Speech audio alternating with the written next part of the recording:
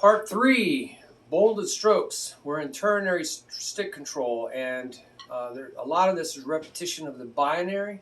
But what do you do with the bold strokes? Well, you don't do anything at first. You just know that maybe that's where your feet go.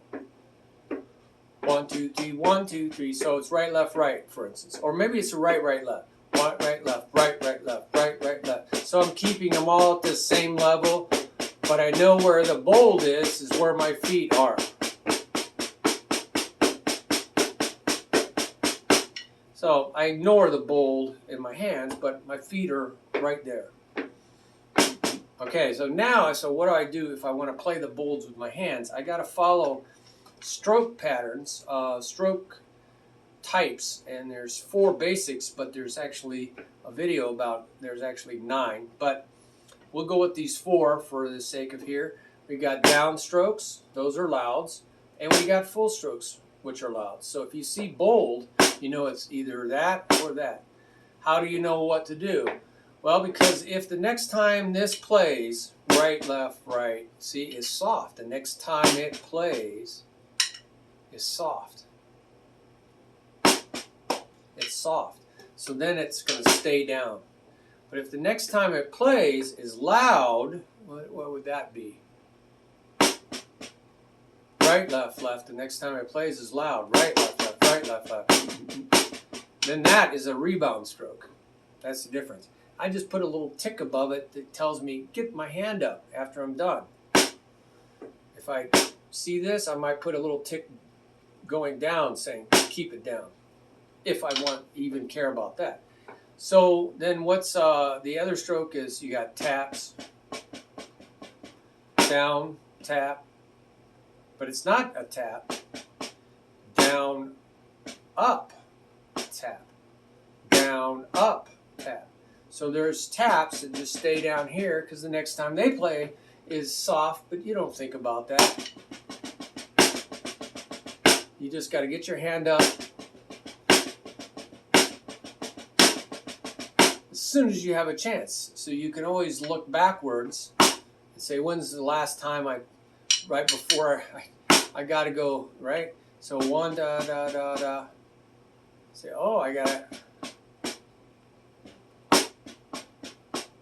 See, I had to get that right hand up, even though my left hand's playing here. You just got to get up to be able to go down. So you can put your upstrokes, right?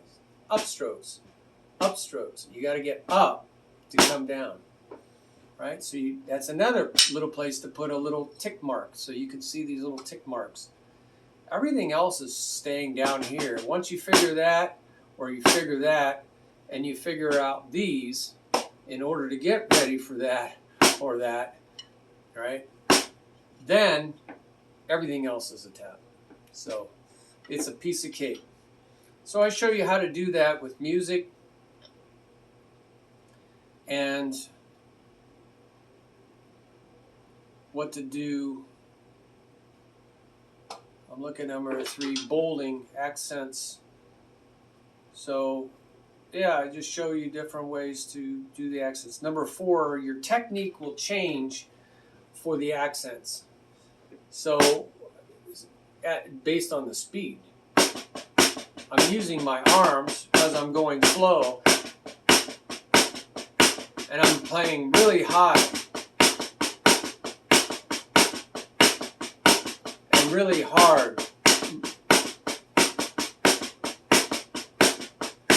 This really slows me down, right? Now that's useful when you go reach out for crash cymbals and, right, tom-toms. That's really reaching and using your arms. So that technique's got to change when you go faster. So now you're just using your wrists, or maybe your fingers and your wrists. You know, you're waving, or you're waving with your fingers and you're using your wrist. So that works at a lot of great speeds when you can play pretty fast using just your wrist. This is just wrist, no fingers.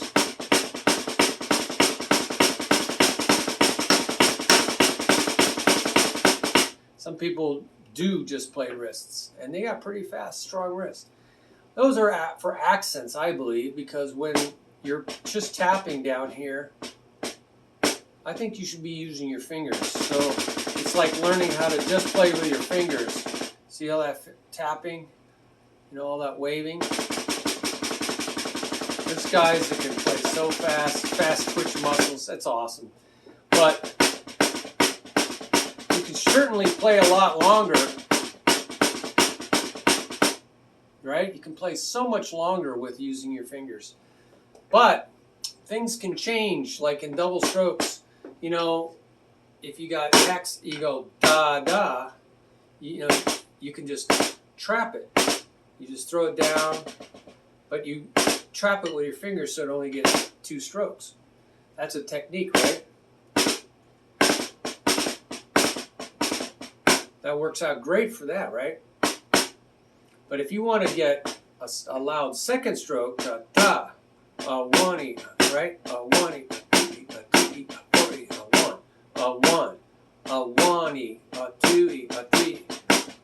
So maybe that's a stroke group that looks like 1-E, right, left, right, right, right, left, right, right, left, right, right, left. But if you get rid of the space, you got this problem. Right, left, right, right, left, right, right. You got this. You got a soft, loud, soft, loud. And how do you do that? I'm at first up, down. I'm using my whole arm. Up, da da da da da da da da da. I'm doing this Moeller, up, da da. I can use that arm to pump it. That's a Moeller technique. But after a while, I don't want to do this. I'm going to get shoulder problems. Now I'm just doing wrists, kind of like a whip.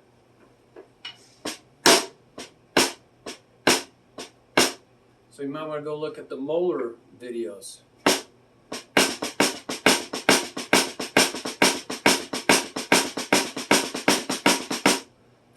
That's all wrist. But you can do dropping it, loose, tight, loose, tight, loose, tight, loose, tight, loose, tight. Now I'm hardly getting any wrist motion, but I am getting, I'm losing my video footage here. So let me pause it for a second. Sorry about that, the light was coming out. So now, instead of going, wristing it to get that inverted double, I can just drop it, I can just drop it and then pull the stick back, drop it, pull my stick back, drop it, pull my stick back.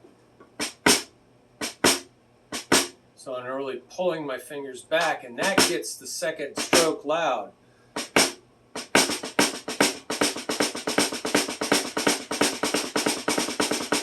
So it's really pulling that second stroke up. So there's different techniques for different speeds. So that's what the number 4 was in that section. Let's go on to the next section.